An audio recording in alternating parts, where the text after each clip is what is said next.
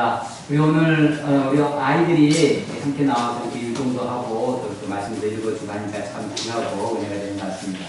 올해 안에 또 우리 우리의 또 어린 아이들이 또 두 아이가 또 태어날 거거든요. 선주리 여의 동생 우리 이목사님 가정에 또 이동원 형제 또 가정에서도 또 아이가 태어날 예정이니까 아동부가 많이 부흥을 하는데 우리 선생님들이 아이들 보고 또 같이 축복하는 일에 헌신해주고 수고해 주셔서 정말 감사를 드립니다. 오늘 이 말씀 우리 함께 읽었는데요. 너희가 믿을 때 성령을 받았느냐 제목으로 하나님 말씀 같이 나누도록 하겠습니다. 여러 번 말씀드린 적이 있지만 원래 성경에는 장절이 없습니다. 이거 우리가 19장 1절부터 읽었지만 사실은 18장 앞에 있는 이 19장, 20장 이런 장 구별이 없었고 옛날에는 특별히 이걸 나눌 필요가 없었습니다. 왜냐하면 책이 다 있는 것이 아니라 회당에 한 권만 있었습니다. 한 권도 다 없는 회당이 많이 있었다고 해요. 왜냐하면 책을 가지고 있는 게 굉장히 비쌌습니다. 가죽으로 되어 있고 하니까 굉장히 고가, 그래서 굉장히 부자들만 책이 있었고 가난한 사람들, 서민들은 책이 없었죠.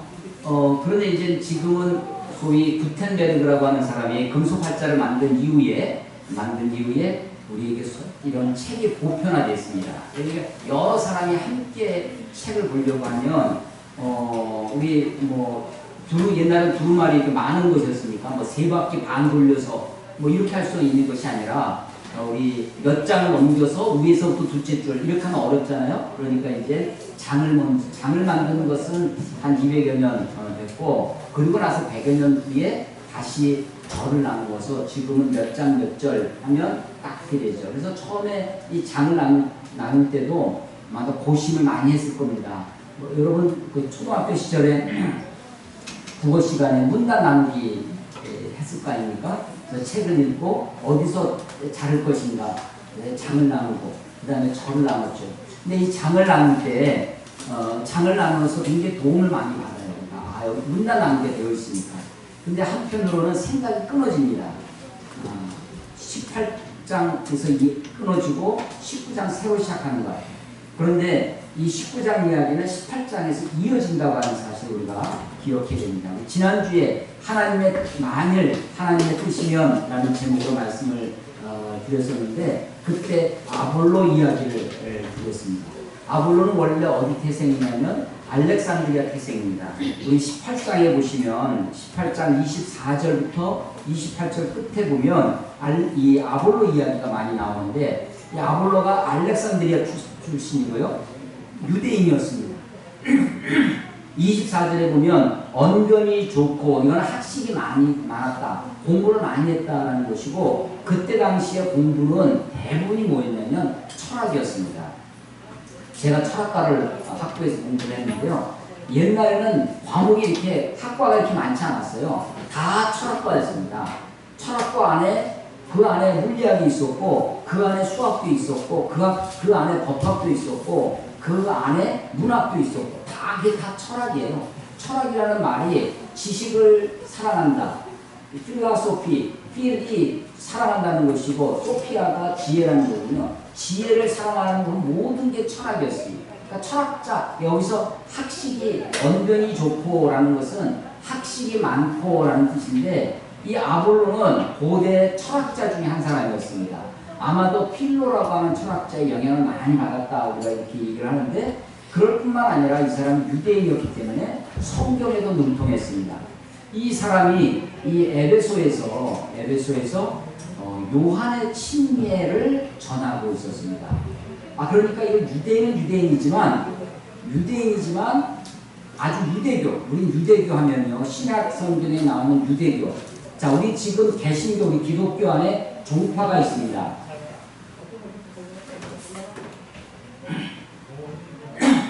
종파라는 게 뭐냐면 교단이죠, 교단.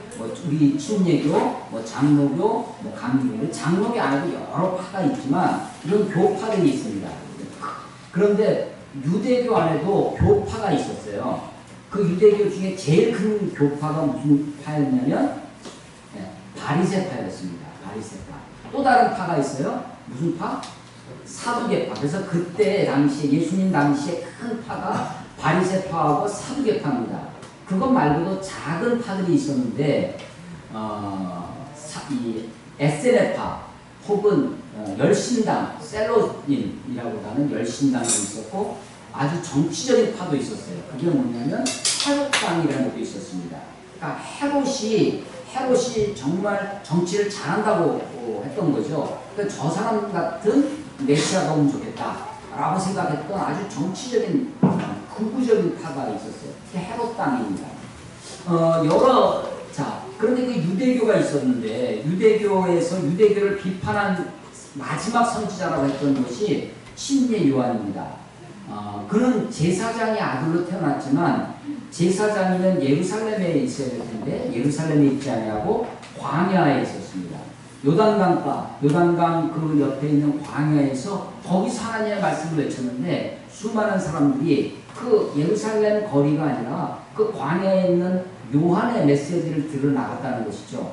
그 자기에게 몰려오는 사람을 향해서 너희들 잘났다고 칭찬하고 받아주는 것이 아니라 이 독사의 자식들아 도끼가 이미 너희 나무 뿌리에 놓였다라고 하면서 소위 회개의 신예, 회개의 메시지를 전했던 사람이 요한입니다.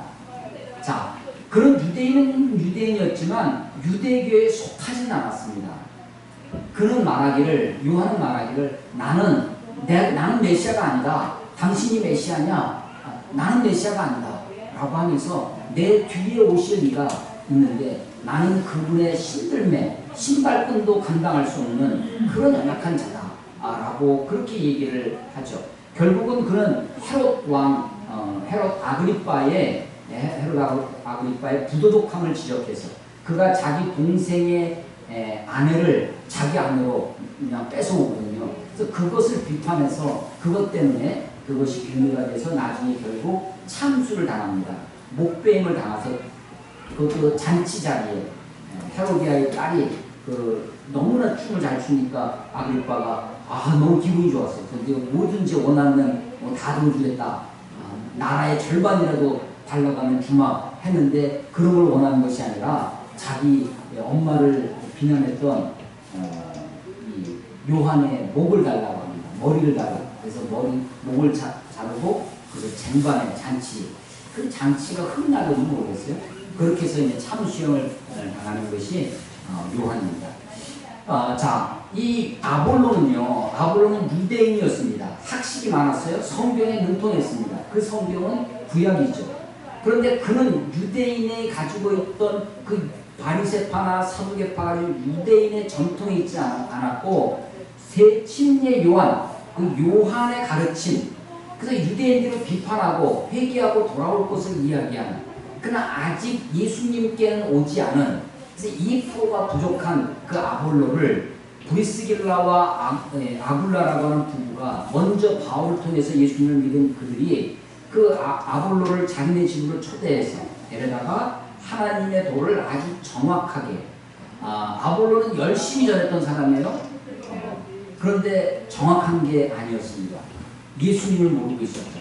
그래서 예수가 그리스도다라고 하는 기독교의 핵심, 복음의 핵심을 이 아볼로가 받게 됩니다. 그래서 이 아볼로가 그것을 가지고 소아시아 일대에 많이 전도를 해서 유익을 많은 지자들에게 이로움을 주었다라는 것이 지난주에 함께 나눴던 이야기입니다. 근데 오늘은 이렇게 시작해요. 아볼로가 고린도에 있을 때, 지금 장소는 어디냐면 에베소입니다.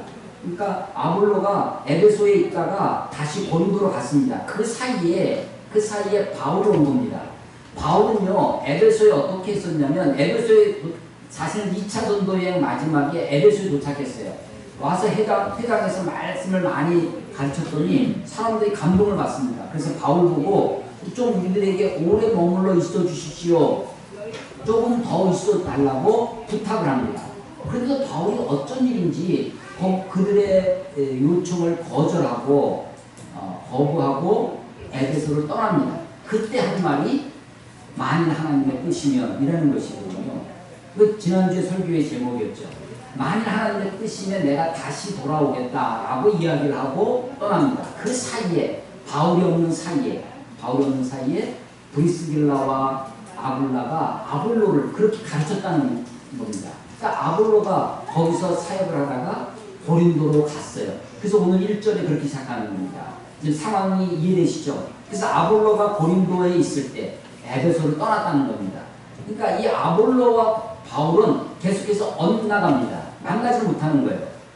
그래서 아볼로가 떠나간 다음에 바울이 에베소에 왔습니다. 1절에 그렇게 되어 있습니다. 아볼로가 고린도에 있을 때 바울이 윗지방으로 다녀 에베소에 와서 어떤 제자들을 만나. 예, 어떤 제자들. 이 어떤 제자들이냐면 이 제자들이 또 다른 아볼로와 같은 사람입니다. 어떤 사람이냐면 유대인은 아니에요. 유대교에 빠져있지는 않습니다. 유대교의 바리새파의 그런 율법주의에서는 벗어났어요. 그런데 그 친밀의 요한의 메시지만을 듣고 있습니다. 아직 완전 기독교인이 완전하게 복음 앞에 나오진 않았습니다. 아볼로 유형의 사람이었어요. 근데 이 사람들이 초대교회 교인, 이 유대교로부터 벗어나서 교회, 에베소에 있던 기독교인들, 처음 크리스찬들, 초대 기독교인들하고 함께 무리를 지어서 공동체처럼 함께 생활을 하고 있었습니다. 그 어떤 제자들이 있었는데 바울이 와서 보니까 그 에베소 교회에 이상한 무리가 있는데 분명히 교회 안에 있는데 이 사람들이 가지고 있는 생각이 무엇인가 이상합니다. 이 사람들이 유대인은 아니었어요. 유대교의 그 교훈을 붙잡고 있는 것은 아니었습니다. 이들은요 아직도 침례 요한의 메시지만 붙들고 있었습니다. 그래서 바울이 그들에게 물어보는 거죠. 2절 이르되 너희가 믿을 때 성령을 받았느냐. 예, 그러니까 이들이 교회 안에 있긴 했습니다. 근데 뭔가 성령을 받은 것처럼 하나님의 영이 그 안에 있는 것처럼 그런 생동감이 없었습니다. 뭐만 있었냐면 침례 요한의 메시지만 있었어요. 침례 요한의 메시지를 한마디로 하면 뭐예요? 회개입니다. 회개. 여기 기독교에서 회개가 굉장히 중요하죠. 믿음의 시작이 어쩌면 회개부터 시작할 겁니다. 예수님의 공생의 첫 마디가 뭐냐면 회개하고 복음을 믿으라. 회개하고 하나님의 나라가 천국이 가까웠으니 때가 찼고 하나님의 나라가 이르렀으니 회개하고 복음을 믿으라. 이게 예수님의 메시지였습니다. 예수님의 공생의 첫 메시지.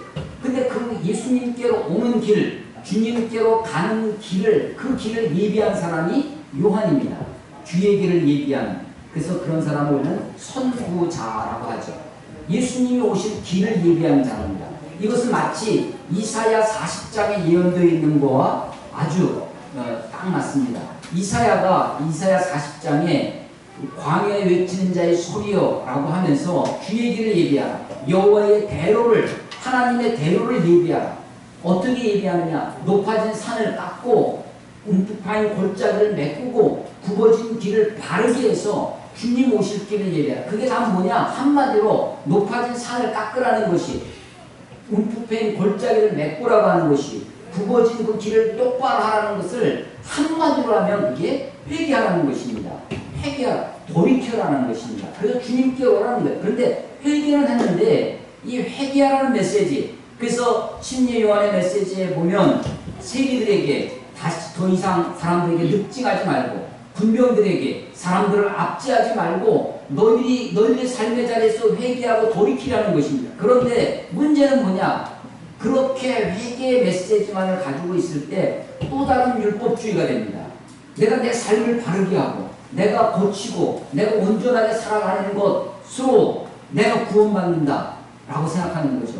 근데 그렇게 될 수 없죠. 회개를 맨날 해도 회개하는 것만으로 우리가 하나님의 자녀가 되는 것이 아니라 회개하고 복음을 믿어야 됩니다.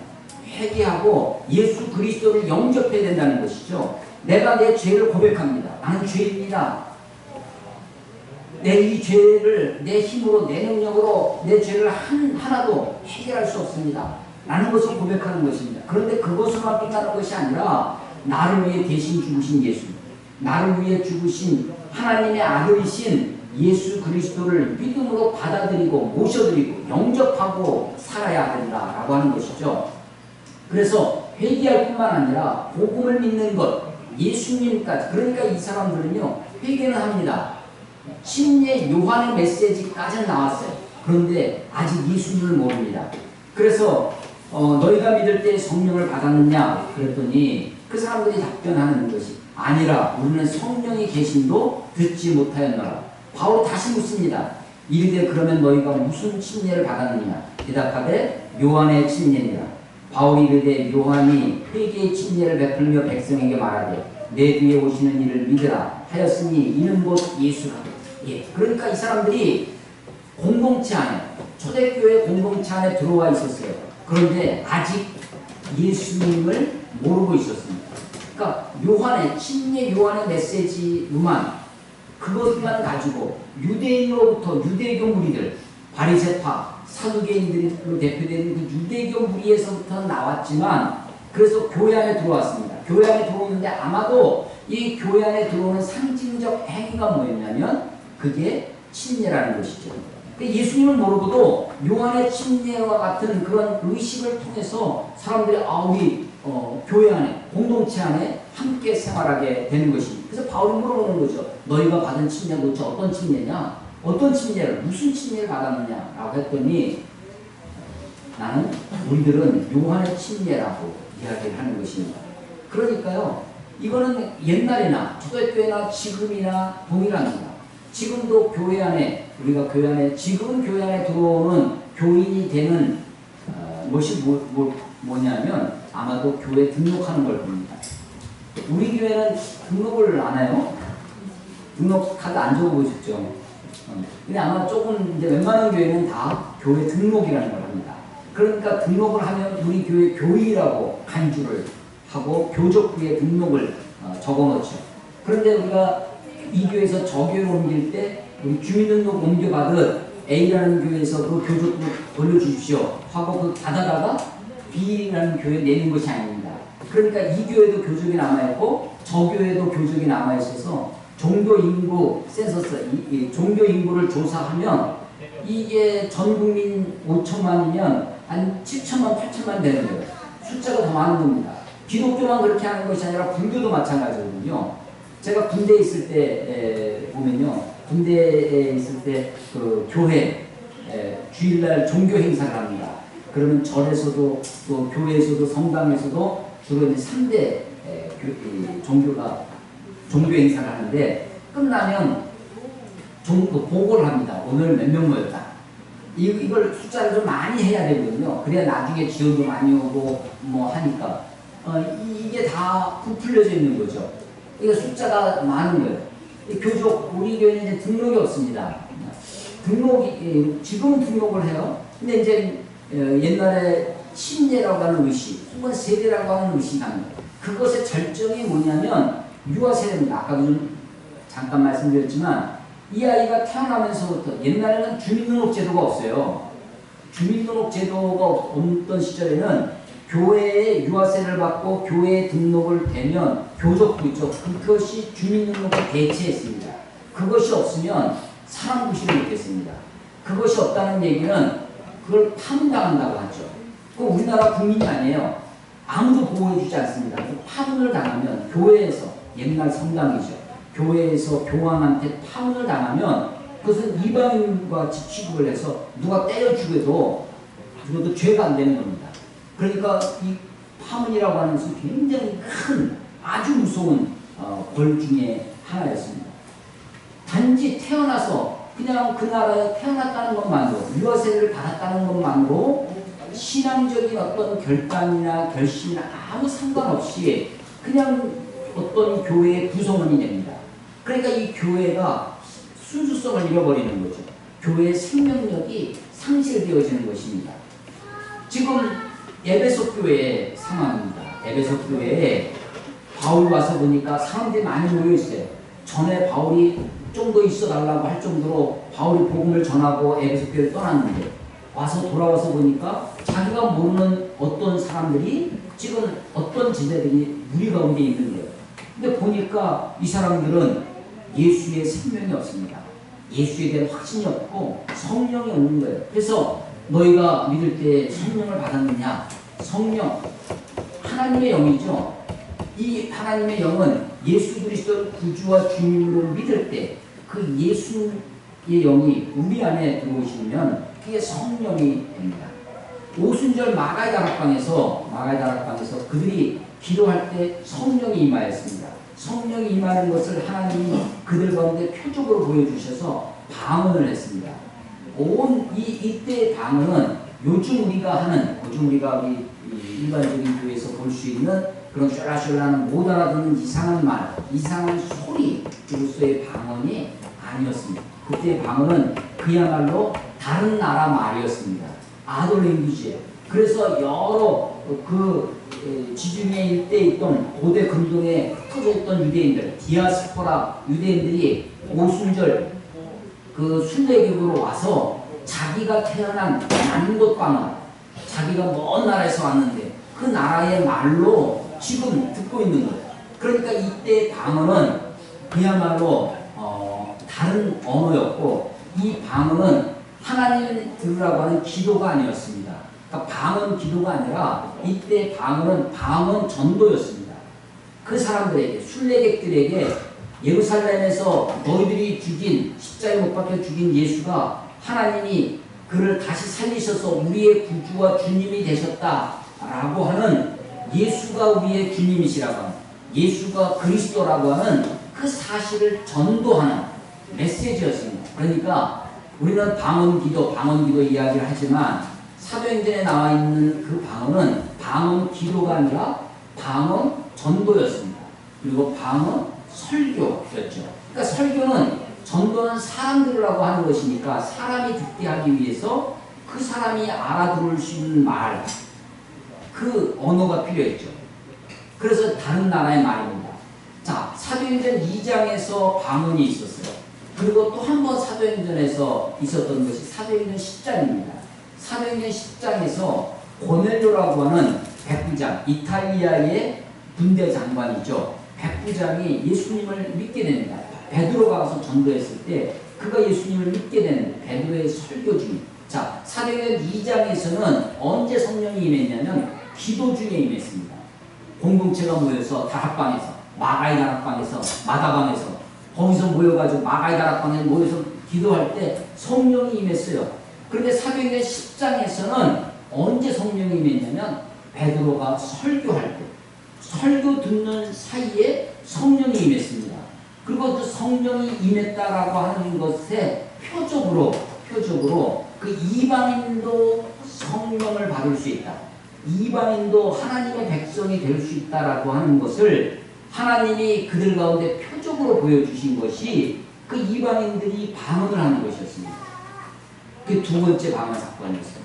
오늘 세 번째 방언 사건이 있어요. 세 번째 방언. 이것은 이때는요, 바울이 그들에게 안수했습니다. 안수해서, 오늘 여기 보면 6절에 바울이 그들에게 안수함에 성령이 그들에게 임하심으로 방언도 하고 예언도 하기에, 이것이 사도행전에 나오는 세 방언 중에 세 번째입니다. 사도행전에 딱 방언이 세 번 나와. 근데 이 세 번째 에베소 방언, 그래서 이것은 뭐라고 하냐면 에베소의 오순절이라고 얘기합니다. 에베소의 오순절 사건이죠. 그들이 이번에는 어떻게 임했냐면 바울이 안수할 때 성령이 임해요. 자, 성령이 임한 게 첫 번째 2장에서, 사도행전 2장에서는 모여서 기도할 때 임했습니다. 사도행전 10장에서는 베드로가 설교할 때, 설교를 들을 때, 하나님의 말씀을 듣는 사이에 성령이 임했습니다. 이번에는 사도 바울이 안수할 때 임합니다. 이 다음에 보면 사도 바울이 권능을, 에베소교에서 여러 권능을 행하는 것들이 나옵니다. 바울이요, 도전을 받은 것 중에 하나가 뭐였냐면, 바울 네가 진짜 사도냐? 라고 하는 것입니다. 12사도가 있었어요. 예수님의 12사도는 예수님의 3년 동생을 따라다녔던, 그렇게 육신의 예수님을 보고 배운 사람들입니다. 근데 바울은 육신의 예수를 만나본 적도 없어요. 천상의 예수, 부활의 예수님, 그리스도를 다메섹으로 가는 길에 그때 만나는 거죠. 그래서 사람들이 바울의 사도권을 의심했습니다. 바울이 사도가 맞느냐? 그런데 바울에게도 하나님이 사도와 같은 권세를, 사도와 같은 아주 특별한 임무를 그에게 주셨다라고 하는 것을 그리고 표현해 주는 것. 그래서 이 사도행전 19장의 이 방언, 이 사건을 세 번째 이 방언 사건이 바로 바울이 사도로서의 권위를 부여받는 사건이다 라고들 이야기합니다. 자, 바울이 공동체를 봤어요. 에베소에 갔다가 다시 돌아와서 보니까 자기가 모르던 한 무리가 있는데, 어떤 제들이 있는데, 이들이 공동체 안에 들어와 있는데 성령을 모르는 거예요. 예수님을 모르는 겁니다. 무엇만 아냐면 요한의, 침례 요한의 메시지만 알고 있어요. 어떤 것? 회개하는 것. 그 유대교의 바리새파와 사두개인들의 거짓된 율법주의에서는 벗어나서 자기의 삶을 돌이켜서 내가 하나님 앞에서 올바르게 살아야 되겠구나, 의롭게 살아야 되겠구나 라는 것까지는 왔지만 그 의의 문제를 내가 어떻게 해결하겠어요? 예수 그리스도의 피를 더 믿지 않냐고서는 예수님께서 나의 죄를 대속해 주셨다고 하는 그 예수 그리스도의 복음을 믿지 않고서는 구원이, 천국이, 영생이 있을 수 없는 것이죠. 그래서 이들이 공동체 안에 있었습니다. 어떻게 오게 됐냐? 아마도 침례라고 하는 의식을 받았기 때문일 겁니다. 그럼 너희들 침례 받았어? 그래, 우리 그럼 침례 받았으면 다 우리 기독교인이지. 너희들도 교회 등록했어? 다 우리 교인이지 하는 겁니다. 그런데 아직 예수님, 아직 구원이 없는 거예요. 어쩌면 우리 시대에도 마찬가지입니다. 지금 시대에도 사실은 교회 안에 전도 대상자가 있습니다. 교회 안에 정말로 예수님을 믿고 구원함을 받아야 할 사람들이 교회 안에 있는 거죠. 그 예수 그리스도를 정말로 주님으로 영접할 때 우리에게 벌어지는 것이 뭐냐면 예수의 영이 우리에게 임하시는 것입니다. 그래서 그로 말미암아, 그래서 18장에 있는 아볼로 사건은 뭐였냐면, 요한의 침례는 요한은 알았지만 예수님을 모르는 자들에게 예수님을 전했습니다. 그런데 이 19장에 와서는 요한은 알았지만 내 뒤에 오실 그 예수가 바로 어떻게 우리에게 오는 거냐면 예수의 영으로서, 성령으로서 우리에게 임한다라고 하는 것입니다. 고린도전서 2장 12절에 보면 우리가 세상의 영을 받지 아니하고 오직 하나님께로부터 온 영을 받았다라고 말씀하십니다. 고린도전서 12장 3절에 보면 그러므로 내가 너희에게 알리노니 하나님의 영으로 말하는 자는 누구든지 예수를 저주할 자라 하지 아니하고, 예수를 뜬금없이 왜 이야기를 하냐면 유대인들은요, 신명기 21장 23절에 나무에 달린 자마다 하나님으로부터 저주를 받은 자니 라는 그런 율법이 있습니다. 그래서 예수님이 십자가에 죽으셨다라고 하는 그 사실이 유대인들에게는 무슨 저주의 상징이라고 생각했다는 거죠. 그런데 예수의 영이신 성령이 임하고 나면 예수님이 저주를 받은 것이 아니라 우리의 죄를 대신해서 죽으셨다. 그래서 그분이 부활하고 승천하셔서 다시 우리의 주가 되셨다라고 하는 것이죠. 그래서 고린도전서 12장 3절에 그러므로 내가 너희에게 알리노니 하나님의 영으로 말하는 자는 누구든지 예수를 저주할 자라 하지 아니하고 또 성령으로 아니하고는 누구든지 예수를 주시라 할 수 없느니라. 예수를 주님이라 고백하는 것, 그게 누구의 사역이냐면, 누구 덕분이냐면 성령님 덕분입니다. 우리가 예수님을 주님이라 고백할 수 있는 것, 우리 안에 성령님이 있기 때문입니다. 로마서 8장 16절에 보면 성령의 친히 우리 영과 더불어 우리가 하나님의 자녀인 것을 증언하시나니, 성령이 우리 영으로 더불어, 우리 영이 어디냐면 우리 안에 있죠.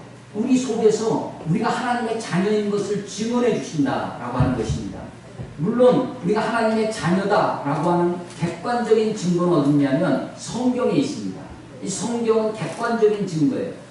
영접하는 자, 곧 그 이름을 믿는 자들에게는 하나님의 자녀가 되는 권세를 주셨으니 라고 요한복음 1장 12절에 기록되어 있습니다. 그러니까 성경을 보니까 내가 예수님을 믿었으니까 하나님의 자녀입니다 라고 하나님의 말씀으로 이야기할 수 있습니다. 그것은 객관적인 증거이죠. 그런데 이 객관적인 증거만 우리에게 필요한 것이 아니라 내 안에 주관적인 증거가 필요합니다. 내 주관적인 확신, 내가 하나님의 자녀다라고 하는 주관적인 확신을 해주시는 것이 바로 성령님이세요. 아, 내가 하나님의 자녀군요. 내가 하나님의 자녀다라는 증언을 우리 성령님이 해주신다라고 하는 것입니다. 우리 안에 계신 성령님은 또 이런 일을 하십니다. 로마서 8장 26절에 보면 이와 같이 성령도 우리의 연약함을 도우시나니. 예, 그렇습니다. 우리를 도우시는 분이 누구냐? 우리 안에 계시는 성령님입니다. 우리의 연약함을 도우세요. 그 우리 안에서 우리를 도우시는 분이 우리의 삶을 도우셔서 우리에게 나타나는 것이 성령의 열매입니다. 갈라디아서 5장 22절에 보면 오직 성령의 열매는 사랑과 희락과 화평과 오래 참음과 자비와 양성과 충성과 온유와 절제니 이 같은 것을 금지할 법이 없느니라. 우리 안에 성령님이 계시기 때문에 그 성령님으로 말미암아 우리가 할 수 있는 것, 성령의 열매가 드러난다라고 하는 것입니다. 성령님으로 말미암아 우리에게 이런 일들이 벌어지는 것이죠. 사도 요한은 요한복음에서 우리가 요한복음과 사도행전과 이 성령님의 모로 그려주는 모양은 조금 다릅니다. 요한복음에 보면 성령님이 어떤 분으로 그려지냐면 요한복음 3장 5절에 보면 그 성령님은 우리를 거듭나게 하시는 분이에요. 너희가 물과 성령으로 나지 아니하면 하나님의 나라에 들어갈 수 없는 거예요. 성령님 때문에 우리가 거듭 태어납니다. 중생합니다. born again인데요. 내가 예수님을 믿는다라고 하는 것은 내가 거듭난다는 거예요. 중생한다는 것입니다. 그게 다 성령님의 일이라는 것입니다. 요한복음 7장 37절 39절에 보면 누구든지 목마르거든 내게로 와서 마시라. 나를 믿는 자는 성경의 이름과 같이 그 배에서 생수의 강이 흘러나리라 하시며 이는 그를 믿는 자들이 받을 성령을 가리켜 말씀하신 것이다. 그 배에서 우리 배 안에서 내 안에서 내재적인 일인 겁니다. 내적인 일이에요. 성령님을 모셔드리면 예수님을 모셔드리면 우리 안에 생수의 강이 흘러난다는 것입니다. 이 생수의 강이 뭐냐? 그를 믿는 자, 예수님을 믿는 자들이 받을 성령이다. 예수님을 믿으면 성령님을 받습니다. 성령님이 그래서 오순절의 경험들이 뭐냐? 오순절의 경험이 내가 예수님을 믿는데 그 성령이 우리 안에 있다는 그런데 그 성령이 아하 바로 예수의 영이구나라는 것입니다. 그래서 초대교회가 기독교 될 수 있었던 핵심이 뭐냐? 유대교는 오로지 한 분 하나님, 유일신 하나님만 믿습니다. 우리 기독교도 여전히 유일신 하나님. 그런데 그 유일신의 하나님이라는 말이 조금 달라졌습니다. 홀로 한 분이신 하나님. 그런데 예수님이 이 땅에 오셔서 육신으로 오신 예수님이 바로 그 하나님이다라고 초대교회 교인들이 믿음으로 고백하기 시작하는 아 예수님이 이 부활하신 예수님, 이 승천하신 예수님이 바로 그 하나님이시구나 라는 것입니다.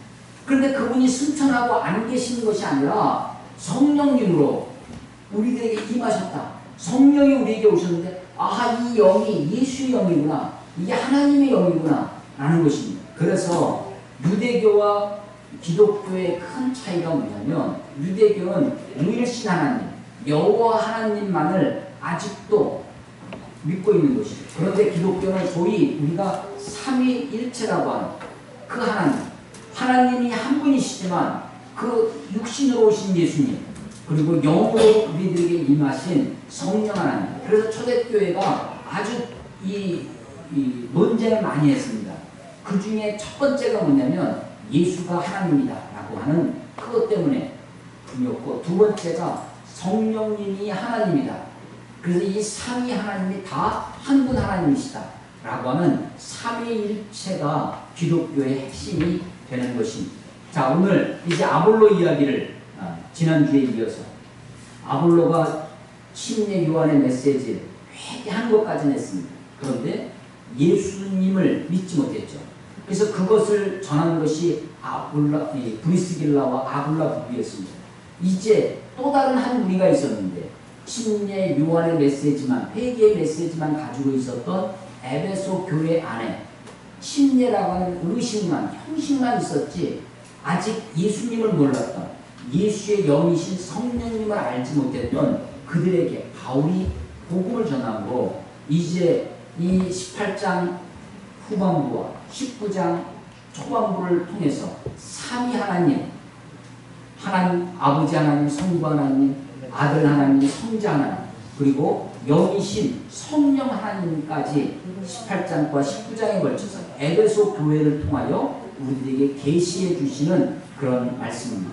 하나님이 이 에베소 교회에게 확신을 주시기 위하여 바울이 안수할 때 성령이 그들에게 임합니다. 그리고 그것의 한 표적으로 방언도 하고 예언도 하는 그런 모습을 우리에게 보여주고 있습니다. 이것은 표적이었다라고 하는 것이죠. 이 표적은 계속 있는 것이 아니라 어떤 특정한 사건에 있을 때 어떤 길목에 이런 표적을 두시는 것입니다. 그리고 이제 그 표적을 보고 표적이 가리키는 방향의 진리를 우리가 붙들어야 하는 것이죠. 만약에 그 이후에도 성령이 임할 때마다 하나님이 계속해서 방언하게 하고 계속해서 예언하게 하고 오순절 사도행전 2장과 같은 일들, 성령이 비둘기같이 임하고 막 하는 것들이 매번 모든 그리스도인들에게 있어야 했다면, 만약에 있어졌다면 사람들은요 아마도 더 이상 믿으려 하지 않았을 것입니다. 믿음이 필요 없죠. 그 사건을 그냥 받아들이기만 하면 되는 것입니다. 무슨 얘기냐면 우리가 구원함을 받는 것은 믿음으로 구원받습니다. 이미 지나간 것을, 들려진 하나님의 말씀, 쓰여진 하나님의 말씀을 통해서 우리가 이 사건을 믿음으로 받아들이는 것이죠. 그래서 지금도 우리에게 요구되어지는 것은 믿음입니다. 기적을 하나님이 보여주시면, 어떤 신비한 일을 보여주시면 잘 믿을 것 같죠. 근데 그것은 인식이지 믿음이 아닙니다. 이스라엘 백성들이 애굽에서 출애굽할 때 10가지 재앙을, 홍해를 가르는 기적을, 반석이 깨져서 생수가 터져 나오는 것을, 하늘에서 만나가 내려오는 것을 그들이 경험합니다. 경험하고 체험합니다. 근데 그 아주 기적적인 사건이 그들의 믿음이 되지 않습니다. 눈에는 보이지 않지만, 귀에는 들리지 않지만, 손에는 잡히는 것 없지만 그것을 믿음으로 받아들일 때 그 믿음을 하나님이 귀히 여기시고 그 믿음을 통해서 역사하시는 것입니다. 자, 사도행전 전체를 통해서 방언 사건은 3번 있었다고 했습니다. 그것은 표적으로서의 방언입니다. 사도행전 2장 오순절에서, 사도행전 10장 고넬료에서, 그리고 사도행전 19장에서 에베소에서 방언이 있습니다. 이것은 표적입니다. 이 방언이 계속해서 성령이 임할 때마다, 우리가 예수님을 믿을 때마다 이 사건이 있어야 되는 것이 아닙니다. 이제는 그 이후로는 우리가 믿음으로 이것을 받아들여야 하는 것입니다. 그래서 후대에는 우리에게 요구되어지는 것이 뭐냐? 믿음입니다. 예수 그리스도를 믿는 것입니다. 구주와 주님으로 나를 위해 십자가에 죽으신, 그래서 그 예수님을 우리가 마음에 모셔드릴 때 하나님의 영, 예수의 영이 우리 안에 임하는 것입니다. 이 성경을 우리에게 기록해 주신 이유는 이 성경을 통해서 우리에게 믿음을 갖게 하신 것이죠. 이 사건이 또 하나의 표적이 되어서 우리가 바라봐야 할 것, 삼위 하나님, 성령 하나님, 우리가 믿음으로 구주와 주님을 영접하고 우리 안에서 내적인 확신을 주시는, 내가 하나님의 자녀라고 하는 것을 우리가 연약할 때 도우시는 그 예수님을, 우리의 예수님을 주님으로 모셔드리는 그런 일들, 그런 믿음의 일들이 저와 여러분들에게 있기를 주의 이름으로 축원합니다. 기도하겠습니다. 하나님 아버지, 은혜를 감사합니다.